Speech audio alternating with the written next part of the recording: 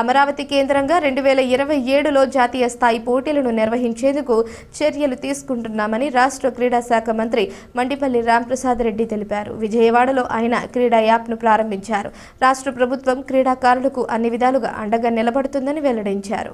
ఆయన మాట్లాడుతూ జాతీయ స్థాయిలో క్రీడాకారులను ప్రోత్సహించడానికి ప్రణాళిక రూపొందిస్తున్నామని వెల్లడించారు. క్రీడా యాప్తో సాంకేతికత పరంగా నూతన ఒరవడి సృష్టించామని, అధికారంలోకి వచ్చిన 6 నెలల్లోనే క్రీడా పాలసీని అమలు చేశామని తెలిపారు. క్రీడాకారులు ఎక్కడ ఉన్నా వారిలో నైపుణ్యాన్ని వెలికితీసి మంచి ప్రోత్సాహం అందించడమే కాకుండా వారి భవిష్యత్తును తీర్చిదిద్దేందుకు ప్రభుత్వం సహకరిస్తుందన్నారు. సీఎం చంద్రబాబు ఇటీవలనే క్రీడాకారులకు అందించే పారితోషికాలను కూడా పెంచుతూ నిర్ణయం తీసుకున్నారని గుర్తు చేశారు. క్రీడాకారులకు అన్ని అవకాశాలను సద్వినియోగం చేసుకుని రాష్ట్రానికి పేరు ప్రఖ్యాతులు తేవాలని ఆకాంక్షించారు. కార్యక్రమంలో శాప్ చైర్మన్ అనిమిని రవినాయుడు, క్రీడాశాఖ కార్యదర్శి వినయ్ చంద్, శాప్ వీసీఎండి గిరీష పాల్గొన్నారు.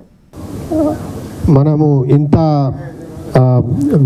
మెడలిస్ట్కి ఇన్సెంటివ్స్ ఇవ్వడం లేదు. మన దేశంలో హైయెస్ట్ హర్యానాలో ఉంటే దాన్ని మించి మనము ఆంధ్రప్రదేశ్లో గోల్డ్ మెడల్ గెలిచిన వాళ్ళకి 7 crores, ఒలింపిక్స్లో గోల్డ్ మెడల్ గెలిచిన వాళ్ళకి 7 crores అనౌన్స్ చేయడం జరిగింది.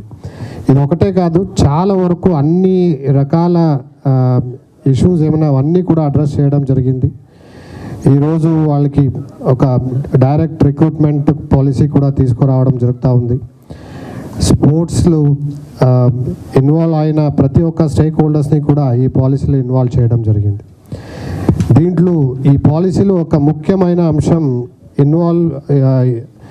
మన టెక్నాలజీ వాడుకోవడము చాలా ముఖ్యమైన అంశము. ఈరోజు ఈ డీప్ టెక్నాలజీ, ఈ క్రీడా యాప్ ద్వారా మన డిపార్ట్మెంట్లు ఒక ట్రాన్స్పరెంట్ అడ్మినిస్ట్రేషన్ దిశగా తీసుకుపోవడానికి ఈ క్రీడా యాప్ ఈరోజు ఇనాగ్రేషన్ చేయడం చాలా మంచి పరిణామం అని భావిస్తున్నాను. జాతీయ స్థాయిలో, అంతర్జాతీయ స్థాయిలో మెడల్ సంపాదించిన వారికి వాళ్ళ పేర్లు కాకుండా ఎవరైతే అనర్హులుగా ఉన్నారో వాళ్ళందరూ సర్టిఫికెట్లు సంపాదించి ఆ సర్టిఫికెట్ల ద్వారా ఎంబీబీఎస్ సీట్లు కానీ, ఉద్యోగాలు కానీ ఇలాంటి వాటిని పొందారని అనేక సందర్భాల్లో మనం చూసాం. గత 20-30 సంవత్సరాలుగా ఈ సర్టిఫికెట్ల మీదనే అనేక ప్రభుత్వాలు ఇబ్బంది పడిన పరిస్థితి కూడా చూసాం.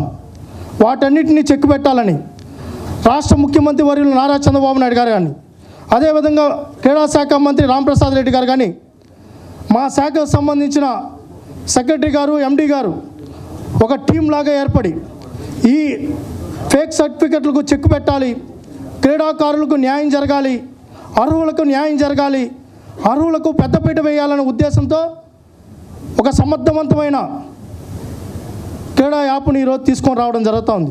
ఏ రాష్ట్రంలో దక్కని విధంగా ఈ రాష్ట్రంలో ప్రోత్సాహకాల విషయంలో అయితేనేం, ఉద్యోగ అవకాశాల విషయంలోనైతేనేం అన్నీ ఆ పాలసీలో ప్రవేశపెట్టడం జరిగింది.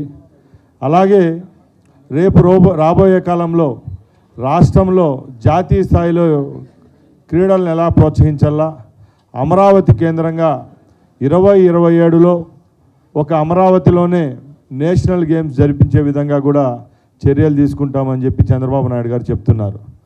సోదరిమణులారా, మీరంతా ఒకటి గమనించాలా, గత ప్రభుత్వంలో పూర్తిగా ఈ రాష్ట్రంలో ఒక క్రీడా శాఖ అనేది లేకుండా పోయింది.